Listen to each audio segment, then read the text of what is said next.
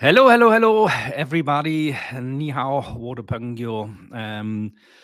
2024 is almost over, and I thought it's a good idea to do like one last live stream today to talk a little bit about what was 2024 like for us traders, for investors, and how, in my opinion, 2025 is going to be. And normally, you know this, at this point here in our live show, I would be joined by Jonathan, our favorite trader from Sweden, but sadly, he has a bit of a case of sickness in his family, was not able to join today, but doesn't matter. So this live stream will a little bit be about my personal forecast for 2025.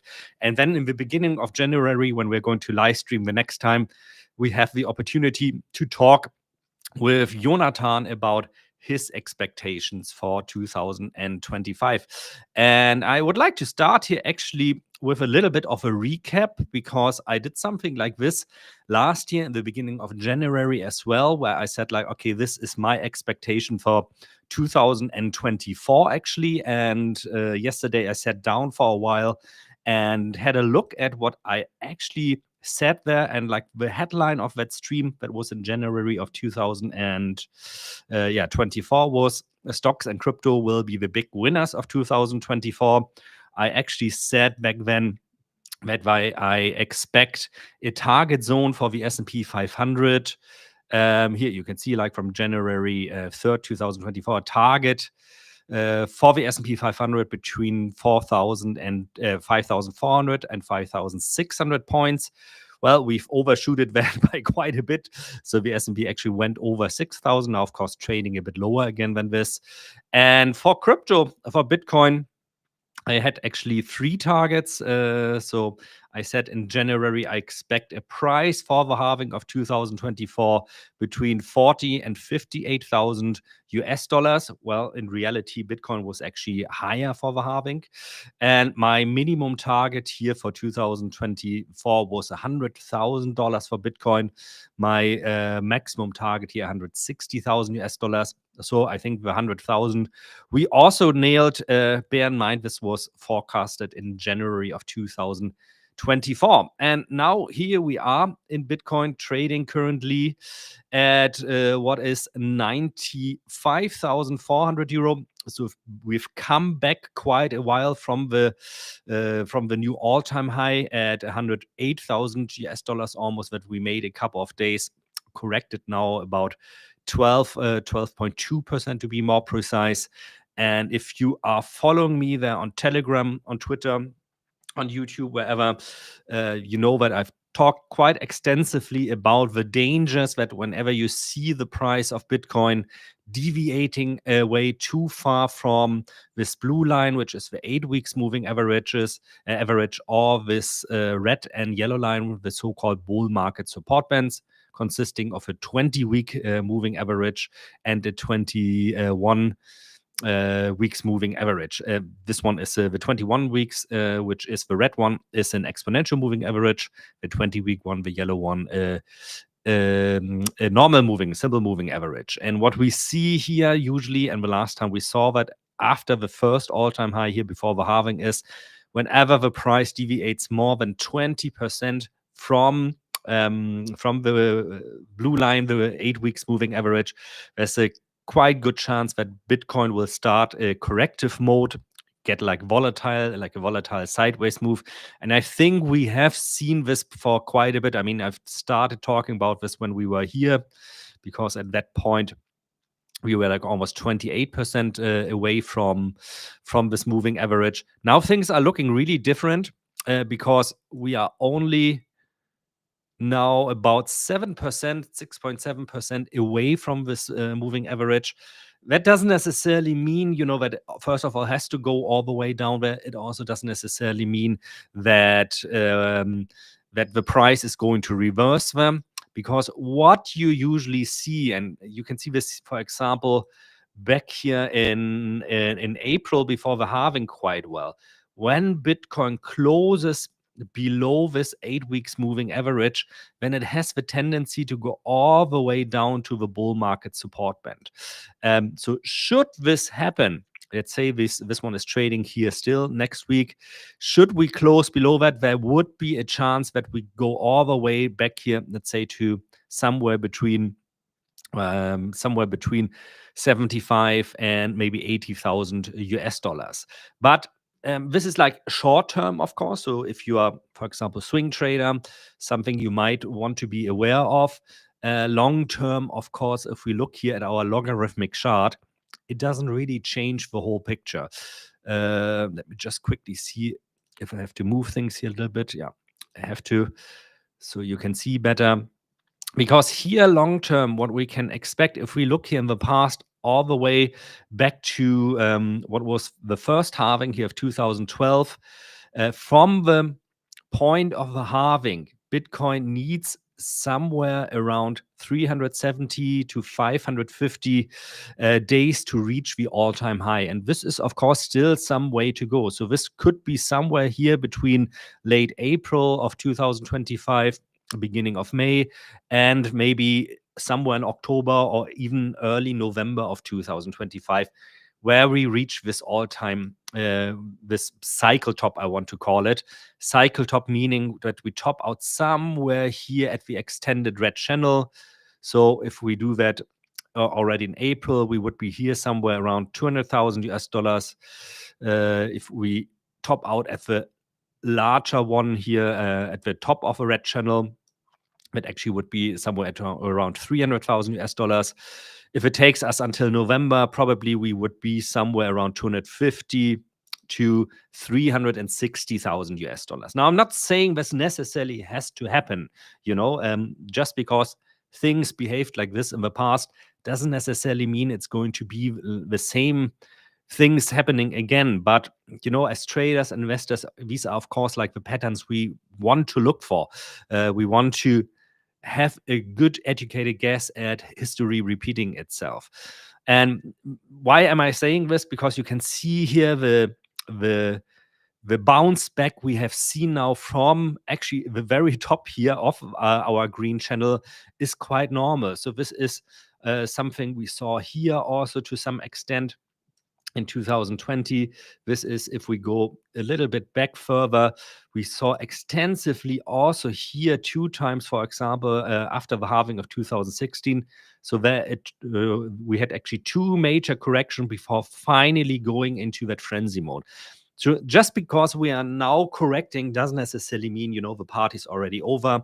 No need to panic. What we have seen, however, is, of course, if you're on social media, for example, you probably saw like that everybody was so crazy positive again about Bitcoin. We had Michael Saylor again buying like crazy, and somehow whenever this guy buys, it's a bit the local top then. So be patient this around here. If you, like me, still believe that we are not at the end of a bull run already, somewhere here in this area, in this extended area here, are good chances to buy again. Might be also that we see immediately a turnaround now. I really don't know, because in those phases, like also we saw back then here, this are like typical distribution phases where people are shaken out of the market. So my forecast here really, as you just heard, for Bitcoin is still very positive. I expect here somewhere a top, let's say, like between 160,000 to 300,000 US dollars, somewhere between late April and, let's say, early November of 2025. And of course, I'm going to update you on the Telegram group, on WeChat, on YouTube, here on Twitch as well. My strategy here is like to slowly phase out of Bitcoin. You guys know I sold a bit already Bitcoin. So starting now in January, I'll every month slowly start selling some Bitcoin and start selling some stocks as well, because there's this close correlation, of course, between stocks and cryptocurrencies. Now, adding to this, let's have a look here. So in terms for Bitcoin here, you can clearly see this 3-year positive, 1-year bear market cycle still very much intact.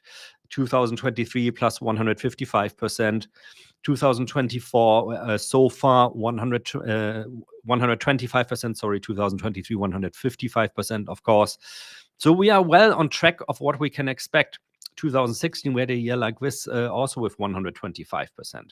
So everything good there. It's totally what you would expect. You can also expect that overall 2025 still probably going to be a positive year. However, you can see here also 2021 where we had that peak. Also, I believe the second peak was somewhere in August or September there. You cannot expect maybe to see like those crazy returns here of 300% or even 150% anymore, because rising by a mere 66% from these levels puts us already in the region of 160,000 US dollars. And of course, we still don't know, like in 10 or 11 days down the road, where Bitcoin really will close. Maybe we are higher again there and have a new baseline there. So for stocks, it's pretty much the same picture. I believe that 2025 is still overall going to be a good year for stocks, and this is mainly due to this over and over repeating pattern here, what I call the presidential election pattern. So what you see here is the S&P 500, and then forecasted how the S&P 500 behaved under the last three presidents. So Barack Obama, Donald Trump in his first term, and of course the last president, Joe Biden.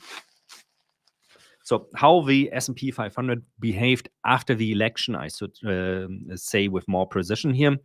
And under all three presidents, no matter if Democratic or Republican, we saw 1 year of very good performing stock markets. After that, things got a little bit more difficult. We saw corrections. We saw a sideways move until 1 year before the election. The stock markets go into a bull market again. And this 1 year, which would put us also into November of 2025, then, this very much aligns also with what I just said here from the logarithmic regression with this 4-year cycle of Bitcoin, that Bitcoin could top out there as well.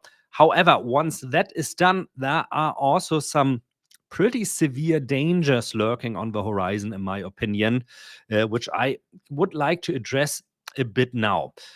So the first one, excuse me real quickly, is this correlation pattern here. So the green line you are seeing up here, this is again the S&P 500. The blue line, or the blue indicator here, is the indicator I just quoted the other day, is the so-called yield spread between a US government bond with a 10-year maturity and a US government bond with a 2-year maturity. Now, you normally, of course, would expect always that the 10-year bond, because you're giving your money to the government for a longer time, should pay a higher interest rate, should have a higher yield, so to say, than the 2-year bond. It's the same when you go to your bank. If you tell your bank, I'm going to give you my money for 10 years. What kind of interest rate are you giving me for that? Well, okay, let's say they give you 4%. When you give them only for 2 years, maybe they say, oh, we only can give you 1.5%. So it's normal, no? Normally, you would expect the longer you have to part with your money, the higher your interest rate normally should become. But this is not always the case. So there are phases in the economic cycles where you see an inverted yield spread, meaning that you have a higher return on investment on the 2-year government bonds than the 10-year government bonds. And if we look here in the past, what happened after phases like this? So I went back here on this chart because on TradingView, you don't have longer data, sadly, for this, until the early or the late 80s, actually, where we had down here a phase of inverted yield spreads. And with like a clockwork, about 12 to 18 months after this happens, the economy enters a recession. So that was 1990, 1991, the Gulf War, between Iraq and the US. That was 2001, the so-called dot-com bubble. Also there we had a phase where we had this inverted yield spread. That was then the great financial recession, 2007 to 2009. So 2 years of recession here in the USA, where we also had this inverted yield spread. That was also the case for the shortest recession we've seen so far, COVID, February until April. We also had a very brief moment of inverted yield spreads. And I mean, look at the picture, how it is right now. We are seeing here a phase actually of 2 years. And by the way, you can go, after the stream, maybe if you're interested in this, do this. You can go back all the way for the past, I don't know, 80, 90 years. This indicator, like the inverted yield spread followed by recession, has an almost 100% success rate. Now, something I've never seen before is something like this, where we had a massively long phase of inverted yield spread. So we have seen that now for 141 weeks already. So 2.5 years almost, closing in on 3 years almost now of inverted yield spreads. And of course, I asked myself, if like this ticks now up again, and things return to normal, and we are seeing a recession, this should be also quite a massive reaction we are seeing there. And of course, I cannot say yet, where is this going to come from. But if I look here at what I just said about this presidential pattern, the likelihood would be, in my opinion, that we are going to see the effects of this somewhere in early Q4 of 2025. So somewhere between, let's say, October and December, where this slowly starts taking place. Could be earlier, of course, again, also could be later. It's hard, impossible to pinpoint to time events like this exactly. But this is mainly the reason why I say, okay, from January onwards, month by month, I'm slowly phasing out of stocks. I'm slowly phasing out of crypto. And I rather buy, for example, US government bonds with a short maturity, for example, the 2 years one, 3 months, 6 months, something like this, to kind of prepare for the event that is, if history repeats itself and the track record of this indicator, this inverted yield spread is very high, that we could see a massive recession. Whatever caused it, it could be war, of course, like back in the 90s, the Gulf War, could be something else, could also be something like inflation coming back. Because, I mean, this is something quite a number of people are looking at as well in the past months. And I think there's something to it as well. So this is the US inflation rate you are seeing here. And somebody noticed like that this, what we've seen here, so this sharp spike up in inflation, like this maybe, when we topped out inflation-wise somewhere here in May to August of 2022, then inflation came down again. It really looks a lot like what we saw here in the early 1970s, where we also had like, a phase of inflation spiking up very high to over 10% there, then coming down again, then kind of struggling to go further down. And then you had this massive second spike up inflation. And who says something like this couldn't happen? Who says something like this couldn't happen? And we see, I don't know, something like this, and then suddenly a spike up to 12 or 13% before coming down again, which could be like the catalyst on indication that, yeah, there is a recession. Whatever causes the recession, as I said, of course, I have no idea yet. I think the picture here will become clearer, but these are, in my opinion, really the imminent dangers we are seeing, especially this inverted yield curve. Seeing something like this, as somebody who has been around for such a long time, who has lived through the dot-com bubble, who has lived through the Great Recession between 2007 2009, it reminds me currently the mood on the markets very much of that time, where everything was just positive, everybody was excited, everybody expected we are basically going to the moon, to stay within the crypto terminology. And then things really didn't happen. And we kind of had, especially during the dot-com bubble, really like 2 lost years where the market went up massively. So yeah, who says something like this cannot happen? That's why my mantra for 2025 is, if I have to summarize everything here, probably with volatility, of course, this is to be expected. We're going to see a good performance of crypto, of the stock markets, to somewhere between April to maybe August to late October of 2025. And then we are going to see a change in mood with crypto topping out. 2026 is going to be a bear market on the stock markets, on the cryptocurrency markets, probably again. But this will be also when the next opportunity, when everybody's afraid, when nobody wants to touch Bitcoin, when nobody wants to touch stocks anymore, to slowly start building up your backs again for what is inevitably going to take place, the next cycle of boom and bust, basically. Yeah, that's it really already also from my side for this short live stream. As I said, normally, of course, we would have liked to hear Jonathan today as well with his forecasts for 2025. But we are going to catch up with this in the beginning of January, doing our next live stream. And for me, the only thing to say is, well, thank you. Thanks a lot for sticking around with me this year. I think it has been a tremendously successful year for my communities, be it on YouTube, be it on Bilibili. I'm very grateful for your feedback, for your input, for everything you've given back to me. So thanks a lot. Looking super much forward to spending 2025 with you to trade and so on and so forth. This will be the last live stream for this year. So if you are celebrating, have a good Christmas time. Have a good and prosperous Happy New Year.